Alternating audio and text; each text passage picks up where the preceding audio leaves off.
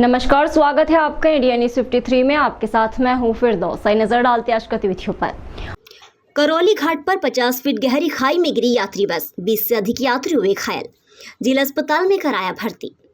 बुरहानपुर जिला मुख्यालय से 40 किलोमीटर दूर करौली घाट पर इंदौर से अकोला जा रही यात्री बस 50 फीट गहरी खाई में गिर गई। हादसे में बस में सवार 20 से अधिक यात्री घायल हो गए। हादसे की सूचना मिलते ही शाहपुर पुलिस और ग्रामीण मदद के लिए दौड़े। घायलों को एम्बुलेंस वाहनों की मदद से जिला अस्पताल में भर्ती कराया गया। जानकारी के अनुसार इंदौर से बस अकोला जा रही थी। बस ड्राइवर ने बस को शाहपुर थाना क्षेत्र के करौली घाट से होते हुए पहाड़ी के रास्ते पर निकाल दिया, जिसके कारण बस घाट चढ़ते समय अचानक बंद हो गई।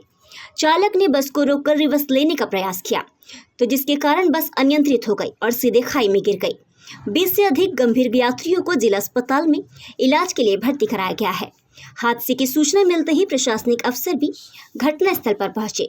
घटना के बाद बस चालक और परिचालक फरार हो गया है।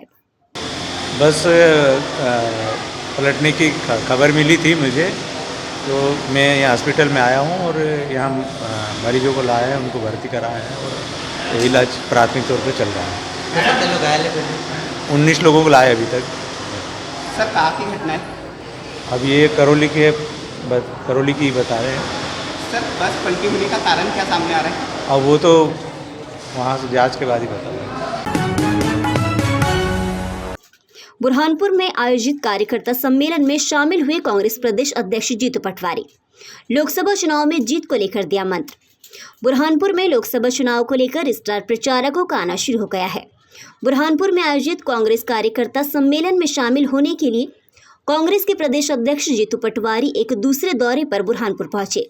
उन्होंने हमीदपुरा रोड स्थित निजी मैरिज हॉल में कार्यकर्ता सम्मेलन को संबोधित करते हुए भाजपा और प्रधानमंत्री को लेकर कई आरोप लगाए। जीतू पटवारी ने कहा कि भाजपा देश की सबसे भ्रष्ट पार्टी है।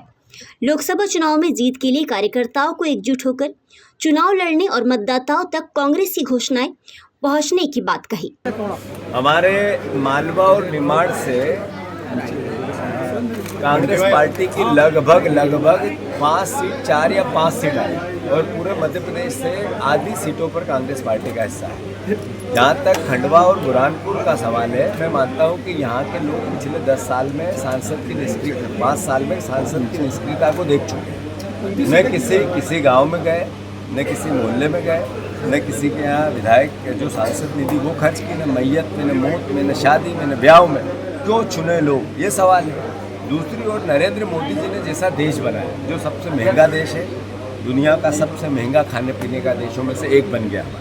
हम सबसे बड़े एक ऐसा करप्शन देश के सामने आया है। मोदी जी ने कानूनन करप्शन करवा दिया बीजेपी को, बॉन्ड के जरिए पता चला देश को। ये सबसे भ्रष्ट पार्टी अगर देश की कोई है तो भारतीय जनता पार्टी।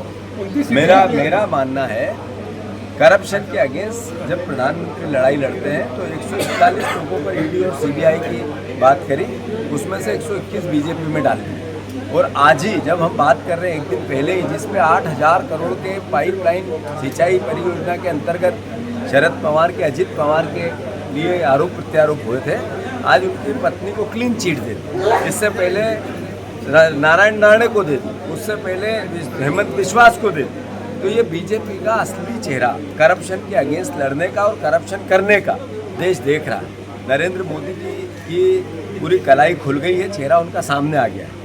गठबंधन जीतेगा, बीजेपी हारेगी। बुरहानपुर पुलिस ने 6 माह के दौरान गुम 51 मोबाइल को ट्रेस कर मालिकों को लौटाया। एसपी ने कंट्रोल रूम पर दी जानकारी। बुरहानपुर के साइबर सेल पुलिस द्वारा 6 माह के दौरान गुम हुए 51 मोबाइल ट्रेस करके उनके मालिकों को लौटाया है। पुलिस अधीक्षक देवेंद्र पाटीदार ने बताया कि साइबर सेल अपराधियों तक पहुंचने में तकनीकी सहायता देने के साथ गुम मोबाइलों को ट्रेस करने का कार्य भी कर रही है। साइबर सेल ने पिछले 6 माह के दौरान गुम करीब 8 लाख कीमत के 51 मोबाइलों को ट्रेस किया है। ट्रेस किए गए मोबाइल उनके मालिकों को लौटाए जा रहे हैं। ट्रेस किए गए कई मोबाइल पढ़ाई करने वाले छात्रों के हैं। जिला बुरहानपुर में हमारी साइबर की टीम के द्वारा विभिन्न पिछले 3-4 महीनों में जो मोबाइल गुम हुए थे, ऐसे 51 मोबाइलों को हम लोगों ने ढूंढा है और आज उनके जो ऑनर्स हैं, जो उनके मेन व्यक्ति जिनके मोबाइल हैं, उनको बुला के हम ये मोबाइल सुपुर्द कर रहे हैं। इसमें रियल, ओप्पो, सैमसंग, तमाम वर्तमान में जो भी कंपनियां हैं उन कंपनियों के मोबाइल और 30,000 से अधिक के कीमत तक के ये मोबाइल हैं। हमारी इसमें टीम में आरक्षक दुर्गेश, ललित और शक्ति सिंह, सत्यपाल इनकी बहुत ही महत्वपूर्ण भूमिका रही है। नगर निगम आयुक्त ने खैराती बाजार क्षेत्र में निगम अफसरों के साथ पहुंचकर किया निरीक्षण। दूषित जल सप्लाई की मिली शिकायतें। बुरहानपुर शहरी क्षेत्र में दूषित जल सप्लाई होने के बाद लोगों का स्वास्थ्य खराब होने की शिकायतें मिलने पर शनिवार को नगर निगम आयुक्त संदीप श्रीवास्तव ने खैराती बाजार क्षेत्र में निगम अफसरों के साथ पहुंचकर निरीक्षण किया। आयुक्त ने रहवासियों से जल सप्लाई के संबंध में जानकारी ली, साथ ही निगम अफसरों को पानी के सैंपल भेजने के निर्देश दिए। खैराती बाजार के साथ ही आयुक्त ने अन्य क्षेत्रों में भी पहुंचकर निरीक्षण किया। खैराती बाजार के पार्षद जावेद खान ने बताया कि दूषित पानी पीने से वार्ड के कई बच्चे बीमार हो गए थे, जिन्हें अस्पताल में भर्ती कराया है। मेरे द्वारा नगर निगम कमिश्नर को शिकायत करने के बाद आज कमिश्नर संदीप श्रीवास्तव वार्ड में निरीक्षण करने पहुंचे थे। वहीं पार्षद जावेद खान ने वार्ड के लोगों से भी अपील की है, पानी को गर्म करके पी। इस क्षेत्र के कुछ बच्चों को डायरिया की शिकायत थी जो अस्पताल में भर्ती हैं। आज मैं अस्पताल में ही बच्चों से मिलने गया था, तो उसके बेसिस पे लोकेशन वाइज हम लोगों ने यहाँ पे अभी यहाँ चेकिंग करी है और जिन जिन जगहों पे इस तरह की शिकायतें हैं बीमार होने की, वहाँ की सैंपलिंग कल भी की थी और आज भी दोबारा वाटर सप्लाई चला के जो रूटीन टाइम है उसी समय पे सैंपल लिए हैं ताकि उस पानी का परीक्षण किया जा सके। कल जो सैंपल लिए थे उनके टेस्ट तो ठीक आए हैं, उनमें किसी तरह का डिसइंफेक्शन नहीं पाया गया। क्लोरीन का जो कंसंट्रेशन है वो भी रेजिडुअल एंड पे ठीक है। आज इसलिए दोबारा वाटर सप्लाई चालू करके लोगों से भी बात की है। उन लोगों ने बताया कि 2-3 दिन पहले कभी एक बार कोई गंदा पानी आया था और उसका भी हम लोग चेक करा रहे हैं कि वो कहाँ से इस तरह का कंटेमिनेशन हुआ है। भैया हमने क्या है, गवर्नमेंट हॉस्पिटल के अंदर मेरे वार्ड के बहुत सारे बच्चे भर्ती थे। अभी कुछ दिन पहले 2-4 दिन पहले मैं हॉस्पिटल भी गया था और हमने वहाँ पर शिकायत भी करी कमिश्नर साहब से। तो कमिश्नर साहब हमारे वार्ड में आकर के आज उन्होंने निरीक्षण किया, पानी वगैरह का सैंपल वगैरह लिया। कहीं ना कहीं उनको भी लग रहा है कि कहीं पानी में मिस्टेक है, इसके कारण उन्होंने भी पानी का सैंपल लिया है, उसकी जांच के लिए भिजवाया है।